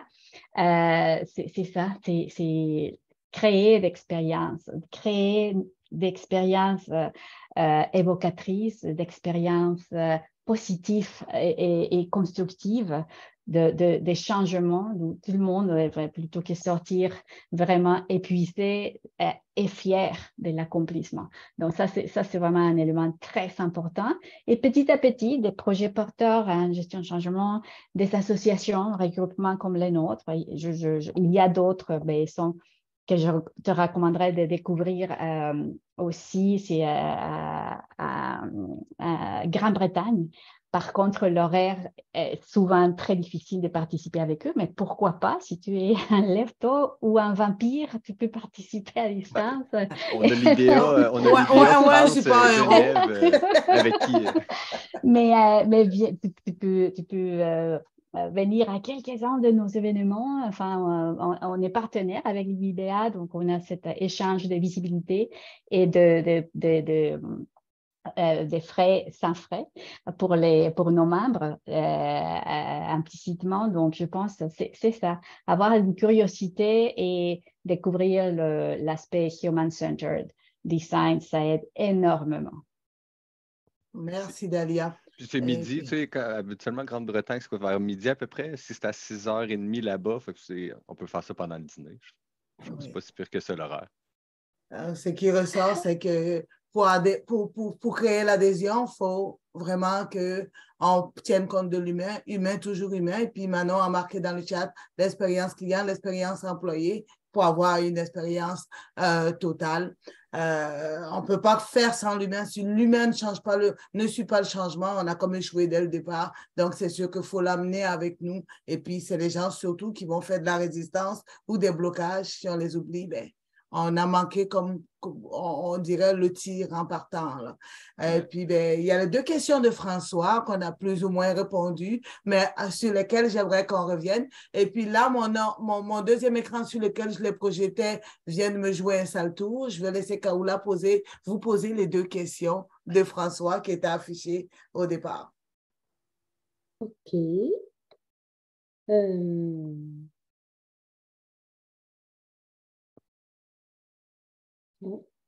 Ben, si tu veux, je les ai, les questions juste en avant de moi. Je m'étais préparé. Go, alors. Certainement. La première question. Croyez-vous que des analystes d'affaires seraient intéressés à devenir des super-héros et obtenir une certification en gestion de changement? Oui. Mais en commençant par toi, Hugo, qui a posé la question. Oui, parfait. Ben, je vais commencer. Je pense que c'est une bonne question. Je pense que ça va dépendre des profils d'analyse d'affaires. Là. On sait que l'analyse d'affaires, de plus en plus, ça devient une sphère tellement large que tu as des gens qui vont être très focusés de TI, plus fonctionnels, plus qui peut-être toucheront jamais à l'analyse, à la gestion de changement. Mais écoute, je pense qu'il y en a beaucoup qui seraient prêts. Puis moi, le premier, là, je pense que le premier facteur qui fait qu'il n'y en a pas qui sont autant intéressés, c'est peut-être c'est pas transparent justement vers quoi je peux me tourner si je veux développer ces compétences-là. J'ai beaucoup de professionnels qui me demandent, ils sont en intermandat, ils me disent hey, dans quoi je pourrais me former. Puis tu sais, ça n'a jamais été mon réflexe de leur proposer la gestion de changement. Puis même si j'y avais pensé, je pense que je n'aurais pas su vers où les enligner. Puis c'est peut-être ça qui manque, mais certainement, en tout cas pour des analystes d'affaires, l'intérêt va être là. J'aurais difficilement à croire que ce serait l'inverse. Merci, Hugo. Si on te posait la question, toi, Dalia, qu'est-ce que tu dirais? Écoutez, est-ce que tu peux répéter la question, s'il te plaît? Ils sont dans le chat. Elle est dans le chat. Croyez-vous que les analystes d'affaires seraient intéressés à devenir des super-héros AGDC? Et à obtenir une certification de gestion de changement? Mon opinion est que oui, mais finalement, je pense que c'est ça la conclusion, c'est cette polyvalence qui est hautement recherchée, cette façon de pouvoir intervenir ayant un éventail d'outils pour pouvoir apporter de la valeur et accompagner, que ce soit une équipe, un client, un gestionnaire, un cadre. C'est cette polyvalence qui va permettre de le faire. Donc, oui, mais oui. Moi, j'ai eu une période de ma carrière où j'étais analyste d'affaires et j'ai fait les virages. Donc, mais comme je disais, c'est la formation, oui, mais au-delà de la formation, il y a les interventions qui portent sur gestion du changement, qui portent sur le côté humain, la culture, le leadership, etc., qui aident. Certainement, oui. Merci, Dalia. À toi, Yann. Dans mon cas, j'aurais de la misère à me positionner. J'aurais tendance à dire qu'il faudrait leur demander. Probablement que je serais les mieux à même de répondre. Moi aussi, à l'expérience client, expérience utilisateur, c'est d'écouter. Je pense que François a définitivement mis en phase là-dessus, puis je suis 100% d'accord avec lui, comme quoi d'écouter, ça serait numéro un. Dans mon cas, en fait, ça a été plus une question d'intérêt. Moi aussi, Dalia, tout comme toi, j'ai fait un passage aussi à titre d'analyse d'affaires. Je l'ai fait aussi dans mes rôles antérieurs aussi, de façon, disons, plus informelle. Puis moi, j'avais un intérêt plus marqué pour la gestion du changement que pour l'analyse d'affaires. Maintenant, est-ce que quelqu'un qui a peut-être plus un profil d'analyse d'affaires aurait cet intérêt-là aussi? Je pense que ça dépend des gens, effectivement. Si je peux me permettre de rebondir dans ce sens-là, je pense, dans mon cas, je trouve que mon métier actuel en gestion de changement vient sortir le meilleur de moi, ce qui est meilleur de moi, ce qui est vraiment accompagné, équipe, cadre, peu importe, c'est vraiment être là pour que les personnes qui vont vivre un projet du début à la fin, les changements d'une plateforme, les changements de façon de faire, s'adapter à une nouvelle culture dans les cas des acquisitions. C'est vraiment passionnant. C'est riche, passionnant et stimulant à 100%. Dans mon cas, c'était ça. Donc, j'ai exploré et puis en fin de compte, je suis très heureuse d'avoir trouvé mon métier, quoi. Oui. Merci, Dalia. Avant de te passer la parole, François, je vais prendre la main de Kaoula qui a levé la main, puis ensuite, ce sera Manon. Oui, merci, Marila. Alors, concernant la première question, moi, comme analyste d'affaires, oui, je serais intéressée et je le fais déjà. Donc, le rôle de conseiller en gestion de changement, on le fait naturellement, nous, comme analyste d'affaires, puisque on commence dès le départ. Donc, on sollicite les parties prenantes, on parle avec les employés, on essaie de sonder le client. Donc, on est les mieux placés peut-être pour vraiment dire qu'est-ce qui résiste pour nous, quels sont les goulots pour nous, là où on doit toucher le plus ou bien là où on doit gérer le changement le plus. Je pense que l'analyse d'affaires, il est très bien placé pour jouer ce rôle-là. Après, moi, de par mon expérience aussi, j'ai fait appel au gestionnaire de changement. Par exemple, Yann, je travaille avec lui. J'ai fait appel à lui parce que vraiment, ça me manque les outils parfois, ça me manque les idées. Donc, si on essaye de préparer cette analyse d'affaires pour avoir plus de méthodologie, d'outils pour faire la gestion de changement de bout en bout, donc je sais que le gestionnaire de changement, il est capable d'être analyste d'affaires et vice-versa, l'analyse d'affaires, il pourra jouer ce rôle correctement. Merci, Kaoula. Manon, à toi.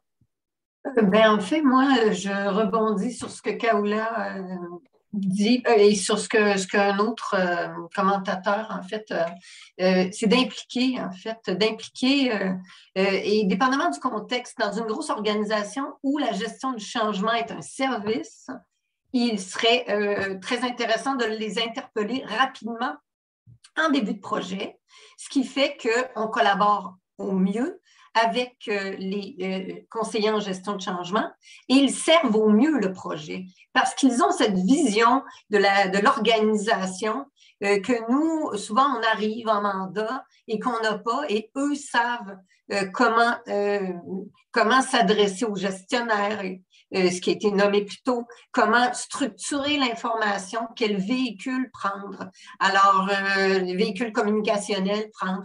Alors, c'est vraiment intéressant de collaborer quand le service existe et quand il n'existe pas, ben, de s'assurer que les meilleures pratiques en gestion de changement soient appliquées dans le projet, que ce soit de façon très structurée ou fluide dans le projet. Et puis, moi, j'interpellerais les auditeurs, les participants, à savoir si oui, eux, qu'est-ce qu'ils en pensent avec un pouce ou quoi, à savoir si oui, ils seraient intéressés à une formation en gestion de changement. Et c'est peut-être le propos d'avoir au moins une petite formation, un crash course là, à l'IBA pour ça. Merci.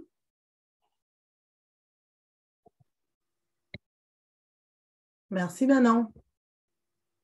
Donc là, François, si je te passe le micro, suite à autour de table. Je voudrais revenir sur une chose que vous avez dite. Écoutez, je vous écoute puis je lis ce qui est... honnêtement, je capote. Vous êtes merveilleux et merveilleuse. Je voudrais vous dire que ce n'est pas tous les analystes d'affaires qui vont vouloir faire de la gestion de changement, ça c'est évident. Et je donne des cours de gestion de changement le soir et ma première diapositive de toutes, là, c'est en gestion de changement, vous n'avez pas le droit de juger. Vous ne pouvez pas juger. Et quelqu'un, par exemple, quelqu'un que j'entends porter des jugements sur les autres, garde-lui comment il a l'air fou, garde-lui comment il dit des conneries, regarde ça. Ça, tout de suite, pour moi, là, il est out. Regarde, non, viens pas en gestion de changement, va pas là, tu n'es pas là. Tu n'es vraiment pas là. Il va falloir que tu déconstruises tes modèles, déconstruises tes paradigmes, et tu repartes à zéro. Là. Parce que ce n'est pas comme ça que ça se passe. Pour faire de la gestion de changement, il faut aimer les gens. Il faut aimer la complexité. Il faut être capable d'écouter puis d'apprécier, d'absorber. Je reviens à la présentation qu'Alexandre a faite le mois dernier à l'IBA sur le non-verbal. Il nous a donné une leçon d'écoute absolument fabuleuse. Et c'est un expert là-dedans hors du commun. Mais Alexandre ne voudrait pas faire de gestion de changement. Parce que oui, il est capable d'écouter le non-verbal, il est capable de lire le non-verbal, mais ce n'est pas quelqu'un qui va retourner la communication et qui va gérer ça. Les qualités qui font de l'analyse d'affaires, un bon analyse d'affaires, n'en feront pas nécessairement un bon gestionnaire de changement. Mais il y en a ici, puis on est 50 ici, d'après ce que je peux voir, 46 maintenant, mais il y en a ici qui aiment les gens, qui aiment ça communiquer, qui aiment ça écouter, qui aiment ça apprendre, qui aiment ça vraiment avancer avec les gens. Et ces gens-là, qu'ils soient chargés de projet, qu'ils soient analystes de l'affaire, ça ferait des bons gestionnaires de changement. Et ça vaudrait la peine que ces gens-là aient la possibilité d'aller chercher ces outils-là, puis cette formation-là. Parce que, je vous le dis, là, il n'y a pas juste du savoir-être dans la gestion de changement, il y a beaucoup de savoir-faire, il y a des outils pour l'écoute. Oui. Mais il faut avoir il faut aimer ça. Il faut vraiment aimer ça. C'est pas facile, la gestion de changement, mais c'est gratifiant, énormément. Je m'excuse, vas-y, j'ai encore trop parlé. Hein. Ben non, c'est correct, François. On est là pour parler, là. OK. Merci. Merci pour cet enrichissant tour de table sur cette question-là. Et puis, la deuxième question de François, parce que Kaoula a bien voulu me mettre dans le chat, c'est quelle serait la réponse des organisations à ce nouveau changement? Pensez-vous que les organisations sont prêtes?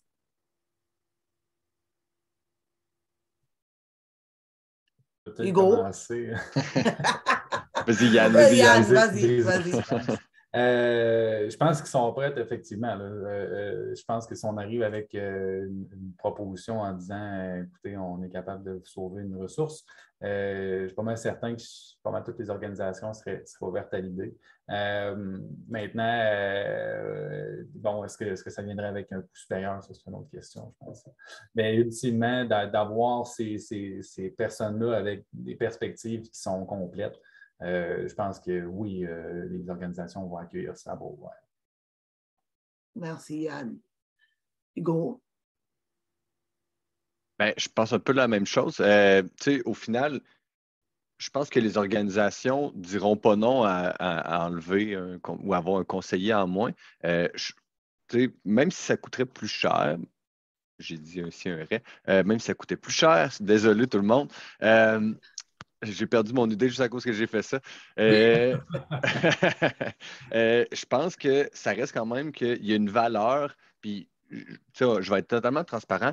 Moi, ça arrive souvent, puis je suis au privé. Quand on est dans les organisations, on parle de, bon, ben, le conseiller en gestion de changement vient dans notre projet. Tu le disais un peu tantôt, François. Ah, bon, soit le projet a mal été, soit, bon, il y a quelqu'un qui va venir nous mettre des bâtons dans les roues. J'ai entendu à quelques reprises. Ça va devenir, ils vont venir ajouter des étapes de plus, vont venir ajouter des livrables de plus dans le projet. Tandis que si c'est un analyste qui le fait, qui est là depuis le début, qui accompagne les gens, je pense que cette mauvaise perception-là va disparaître naturellement parce que ben, c'est lui qui m'aide, c'est lui qui m'écoute déjà, puis il va arriver dans le projet, puis ça va être plus naturel. On va perdre un peu cette mauvaise perception-là du rôle de conseiller de gestion de changement. Mhm.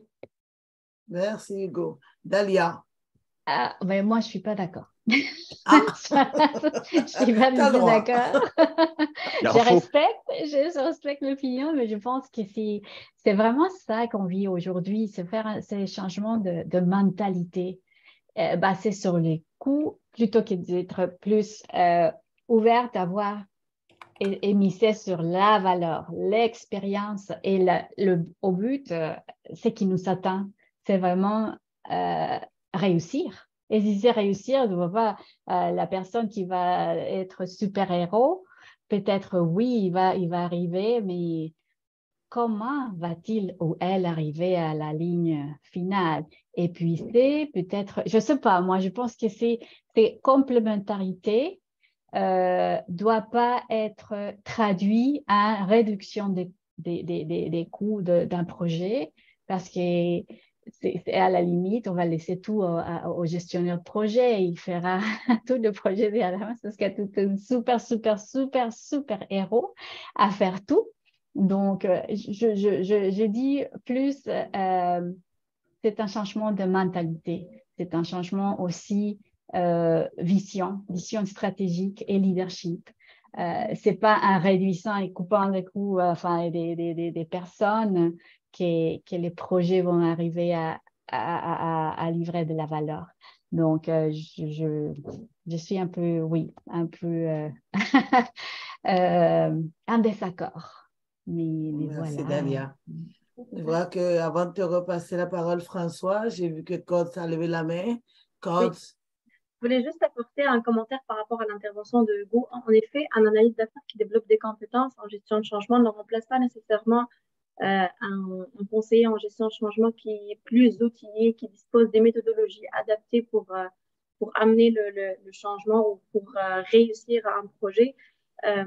Nous, en tant que moi, c'est mon avis, d'après mon expérience, un analyste d'affaires, il le fait de façon naturelle.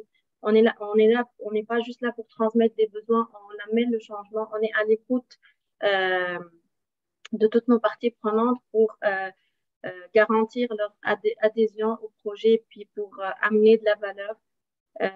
Mais je pense que ça sera plus enrichissant qu'un analyste d'affaires développe plus des compétences aiguës en gestion de changement et non pas remplacer des personnes qui sont plus outillées pour le faire. Merci, Gods. François, qu'est-ce que tu penses de tout ça?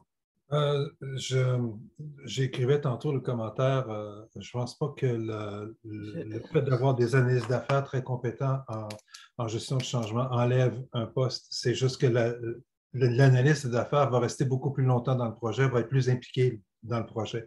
Je ne pense pas qu'il y ait beaucoup d'économies de temps pour le client, mais il y a une économie de temps énorme. Par contre, en réunion, en transfert de connaissances, en acclimatation et tout ça, je pense que quelqu'un qui est bien compétent avec les bons outils de gestion de changement, puis qui est en plus analyste d'affaires, c'est un gros plus. Mais je veux aussi dire qu'il y a des projets, il y a des envergures de projets qui demandent d'avoir quelqu'un de la gestion de changement de A à Z.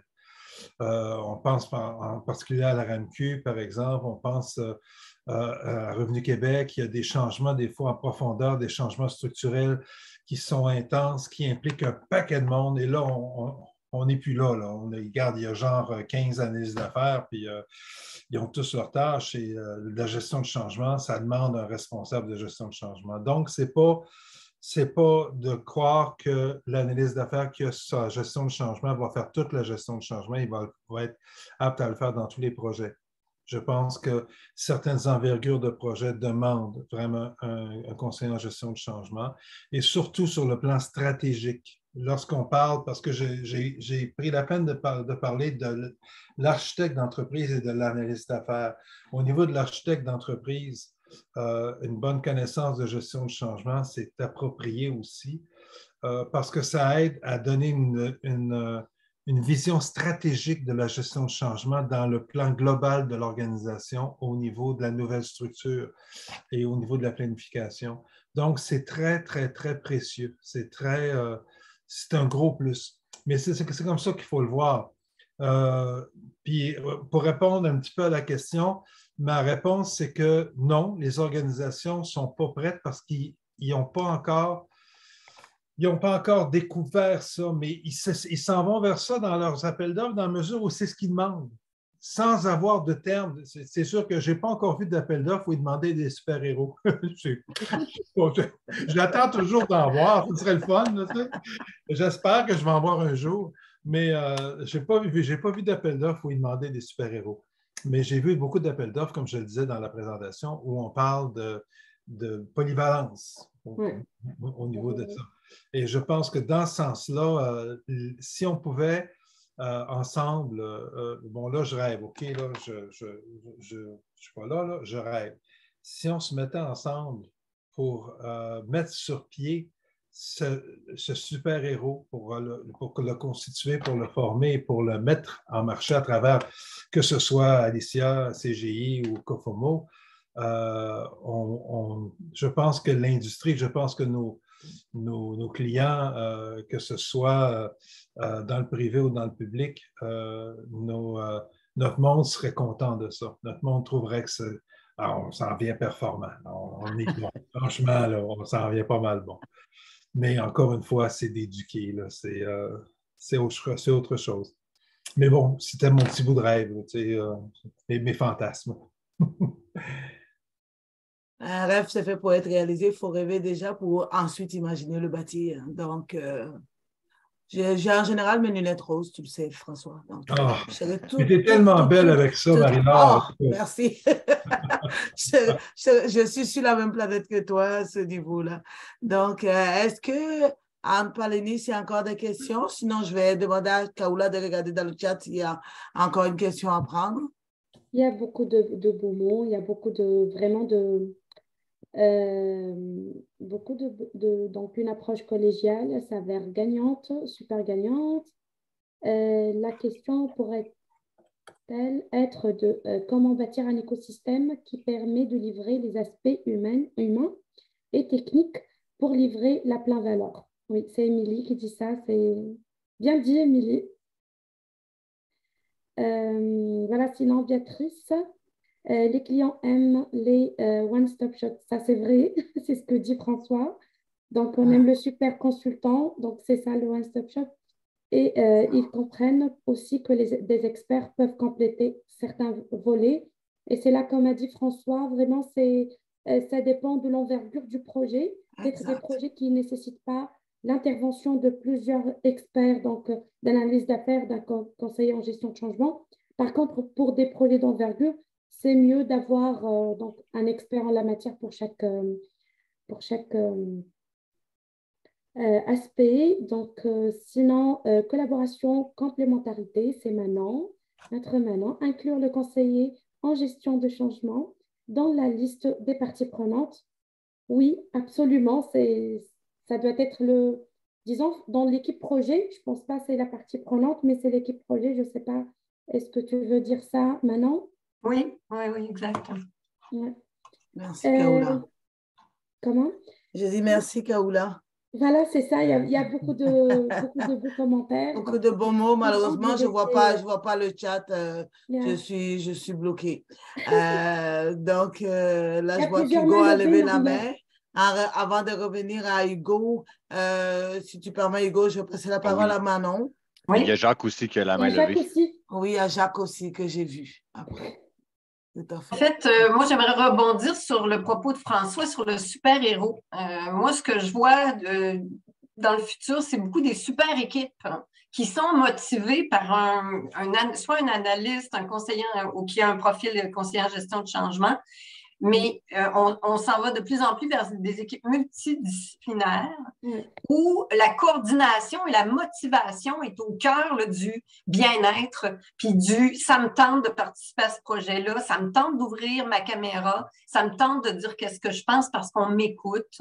Alors, cette équipe, cette super équipe-là, c'est possible. Puis je pense qu'au-delà des compétences de communication, il y a la compétence de motivation aussi qu'on va devoir développer.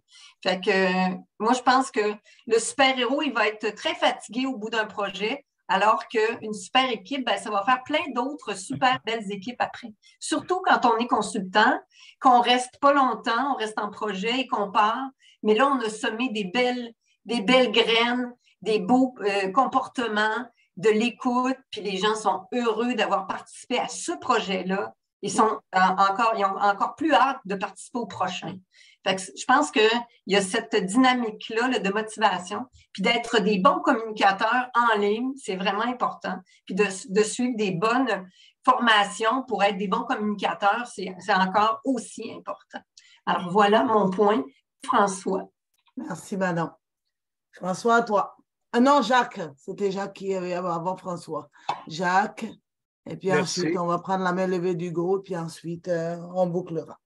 Je fais du pouce sur François et Manon. Alors, oui, quelques personnes pourront devenir des super-héros. Bravo. Toutefois, j'ajoute, je vais être dans le monde du « et ». Ce que Manon a dit, moi, je le vois. Dans des projets d'envergure, il y a beaucoup de spécialistes, que ce soit architecte d'entreprise, analyste d'affaires, gestionnaire de projet, gestionnaire de changement, etc., etc. Comment faire mieux collaborer tous ces spécialistes pour que des projets d'envergure réussissent mieux et que les membres des équipes aient plus de plaisir et s'épanouissent? Alors, je crois que c'est là-dessus aussi qu'il faut tabler. Et ce n'est pas tout le monde qui va aller faire des certifications dans 3, 4, 5 sphères profondes et allongées. Alors donc, moi, je veux responsabiliser les associations. On voit ici qu'il y a 2 associations qui collaborent, Dahlia et l'ILIBEA. Il y a d'autres associations comme le PMI, il y a l'Institut de coaching du Québec et tout ça. Donc, les associations prennent les devants parce que je ne crois pas que toutes les organisations sont prêtes. Au contraire, la plupart ne voient pas ce que nous, on voit. Donc, les associations se responsabilisent pour enseigner quelques connaissances complémentaires à leurs spécialistes. Et la colle, pour moi, c'est les compétences comportementales. Tous les spécialistes peuvent améliorer des compétences comportementales pour faire en sorte que les équipes réussissent mieux, aient plus de plaisir, s'épanouissent, etc., etc. Voilà. Merci, Jacques. Hugo? Bravo, Jacques. Bravo. Ben, écoute, je pense que je pourrais te laisser. C'était une question, je ne dirais pas pour remplir le temps, mais c'était pas une question super pertinente. Fait que si tu voulais terminer avec ça, Marie-Laure, moi, ça m'allait. Je trouve que ça terminait bien la conférence avec le commentaire de Jacques. OK, merci. François, si tu avais quelque chose à dire avant qu'on termine notre beau voyage. J'avais l'impression que de venir ici ce soir et de vous présenter mon idée, d'abord que je ferai un fou de moi, ça j'y ai réussi quand même, là. Mais j'avoue que vous m'avez flabbergasté. Vous êtes you rock, guys, you rock. Vous êtes vraiment formidables. Les discussions qu'on a eues, les échanges qu'on a eus, moi je suis carrément flabbergasté, je vous le dis, là, vous êtes fabuleux. Vous êtes merveilleux. Merci. Merci, merci, merci. Merci, François. Merci à tous. Et puis, ben, on finit presque à l'heure. Il est 29. Je vais remercier l'audience et puis on espère vous voir très nombreux à notre prochain événement qui sera le 14 décembre prochain. J'ai aimé notre périple, j'ai aimé notre voyage et puis je vous remercie pour cette soirée. Par contre, je vais vous demander si vous voulez bien rester 5 minutes après la fin, 5-10 minutes pour qu'on débriefe et puis que je vous parle à la suite. Donc, tu invites les panélistes. Les panélistes et le conférencier. Je sais que François, tu as un impératif de partir vite. Ça ne va pas être long. Je vous remercie. Et puis au mois prochain. Je voulais parler du sondage. N'hésitez pas. Oui, n'oubliez pas de renseigner notre sondage, s'il vous plaît. Et puis, n'hésitez pas aussi à me contacter pour être bénévole. Je suis toujours là. Nous sommes là. Nous sommes à votre écoute. Merci. Merci, Raïssa, parce que votre voix est importante. Exprimez-vous. N'oubliez pas de répondre à notre sondage. Merci beaucoup. Bonne soirée à tous. À la prochaine conférence. À la prochaine conférence. Bye-bye. Oui, puis l'enregistrement va être disponible sur YouTube. Je sais que quelqu'un a mis le commentaire. Là. Tous nos événements sont sur YouTube, juste le temps qu'on retravaille le fichier puis qu'on puisse faire la publication. Donc, vous l'aurez, c'est certain. Sur ça serait une bonne idée d'arrêter l'enregistrement si on fait un petit. C'est ça que je vais faire. Tu as bien raison, François. Très beau réflexe. Merci.